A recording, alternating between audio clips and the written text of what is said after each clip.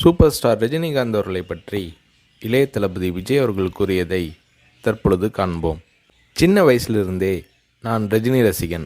வாரத்தில் 4 நாள் ஸ்கூலுக்கு போனால் 3 நாள் ரஜினி படம் பார்த்துட்ருப்பேன். எனக்கு 5 வயசாகி இருக்கிறப்ப ரஜினி சாரோட அன்புக்கு நான் அடிமை படம் ரிலீஸ் ஆச்சு. எப்படியாவது படம் பார்த்துடணும்னு ஆசை. ஆனால் ஸ்கூலுக்கு கட்டடிச்சிட்டு போகிற வயசு அல்ல அது. அதனால் நான் என்ன பண்ணினேன்னா, அப்பா ஷூட்டிங்க்கு போன உடனே எங்கள் அம்மா கிட்ட ரொம்ப அடம் பிடிச்சி மேட்னி ஷோவுக்கு போயிட்டேன். மேட்னி ஷோ பார்த்துட்டு வெளியே வந்ததும் திரும்பவும் ஈவினிங் ஷோ பார்க்கணும்னு அடம் பிடித்தேன். ஒரு போடு போட்டு வீட்டுக்கு கூட்டி வந்து விட்டாங்க.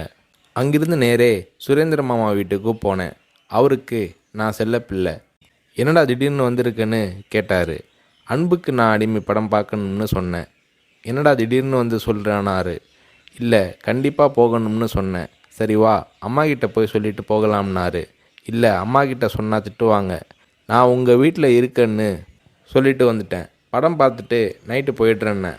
அதே மாதிரி சுரேந்திரர் மாமா கூட போய் 2வது தடவையாக படம் பார்த்துட்டு வீட்டுக்கு வந்துட்டேன். அப்படியும் சும்மா இருக்கலை. ஷூட்டிங் முடிஞ்சிட்டு 9 மணிக்கு அப்பா வந்தார். வாடா சாப்பிடலாம்னாரு. எனக்கு பசி இல்லைன்னு முகத்தை திருப்பிக்கிட்டேன். கோபமாக இருக்கிற மாதிரி நடிப்பு காட்டினேன். இல்லை, சாப்பிட்டு தான் ஆகணும். உன் ப்ராப்ளம் என்னன்னு சொல்லுனாரு. அன்புக்கு நான் அடிமைக்கு கூட்டிகிட்டு போனால் சாப்பிட்றேன்னு சொன்னேன். சாப்பாட்டை பரிமாறிக்கிட்டு இருந்த அம்மா என்னை பார்த்து, அட திருடா, என் கூட வந்து அந்த படத்தை மேட்னி ஷோவில் பார்த்துருக்குற மாதிரி முறைச்சி பார்த்தாங்க. சரி வந்து சாப்பிடுனாரு.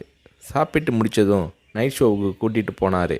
உண்மையிலேயே அன்னைக்கு மேட்னி, ஈவினிங், நைட் ஷோன்னு 3 தடவை ரஜினி சார் படம் பார்த்தேன். படம் பார்த்துட்டு வந்ததும் அப்பா கிட்ட ஒரு அன்பு கட்டளை போட்டேன். நாளைக்கு நான் ரஜினி சாரை பார்க்கணும், அவர் கூட நின்று ஃபோட்டோ எடுக்கணும்னு சொல்லி அப்பாவோட கழுத்தை கட்டி பிடிச்சிக்கிட்டேன். அடுத்த நாள் காலை நானும் என்னோடய ஃப்ரெண்ட் கார்த்திக்கும் அப்பா கூட போனோம். ரஜினி சார் வாகினி ஸ்டுடியோவில் ஏதோ ஒரு ஷூட்டிங்கில் பிஸியாக இருந்தார். நான் ரஜினி சாரை நேரடியாக பார்க்கிறது அதுதான் முதல் தடவை. எப்படி ரஜினி சார்கிட்ட பேசுகிறதுன்னு பயந்துக்கிட்டு இருந்தேன். அவர் கூட்டிகிட்டு போய் அன்பாக பேசினார். அப்படியே என்னை தன்னோட மடியில் உட்கார வச்சுக்கிட்டு என்ன படிக்கிறேன்னு கேட்டார். சொன்னேன், நான் உங்கள் கூட நின்று ஃபோட்டோ எடுக்கணும்னு சொன்னேன். சிரிச்சுக்கிட்டே என் கன்னத்தை தட்டி கொடுத்து எங்களை அணைச்சிக்கிட்டு ஃபோட்டோவுக்கு போஸ் கொடுத்தார். என்னால் மறக்க முடியாது அந்த இனிய நாளை, அவரது அன்பான அரவணைப்பை. வீட்டுக்கு வந்ததும், அப்பா நீங்கள் பெரிய டைரக்டர்னு சொல்கிறாங்க, ஆனால் என்னால் உங்களை டைரக்டராக ஏற்றுக்க முடியாது. எப்போ எங்கள் தலைவர் ரஜினியை வச்சு டைரக்ட் பண்ணுறீங்களோ அன்னைக்கு தான் உங்களை டைரக்டராக ஏற்றுக்குவேன்னு சொன்னேன். அப்பா என்னை பார்த்தாரு.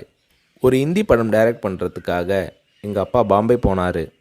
எனக்கு ஹாலிடேங்கிறதால நானும் அம்மாவும் கூட போயிருந்தோம். மும்பையில் இருந்த ப்ரொடியூசர் பூர்ணச்சந்திர ராவ் எங்கள் அப்பாவுக்கு ஃபோன் பண்ணி கூப்பிட்டதும் அப்பா அவரை பார்க்க போனார். வரும்போது ரொம்ப சந்தோஷமாக இருந்தார். ஹோட்டலுக்கு வந்ததும் என்னை கூப்பிட்டு, விஜய், நான் டைரக்டர் ஆயிட்டேனாரு. ரஜினி சாரை நடிக்க வச்சு டைரக்ட் பண்ண போகிறேன்னாரு. அந்த படம் தான் நான் சிகப்பு மனிதன். நீங்கள் நம்புறீங்களோ இல்லையோ, அந்த படத்தை நான் 17 தடவை பார்த்தேன். நடிக்கணும்னு ஆசைப்படுறியே, உனக்கு நடிப்பை பற்றி என்ன தெரியும்னு எங்கள் அப்பா கேட்டதும் உடனே அப்போதே ஒரு சீன் நடித்து காட்டினேன். அது என்ன சீன் தெரியுமா?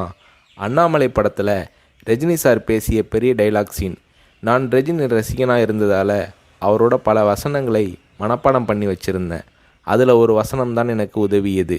ரஜினி சார் சரத்பாபுவை பார்த்து தொடையில் தட்டிக்கிட்டு கோபமாக பேசுவாரே, அந்த வசனத்தை நான் பேசி நடிக்கிறத கொஞ்ச நேரம் அப்படியே கூர்ந்து கவனிச்ச எங்கள் அப்பா என்னை பக்கத்தில் கூப்பிட்டு, நாளைக்கு உனக்கு மேக்கப் டெஸ்ட் எடுக்கிறேன்னாரு.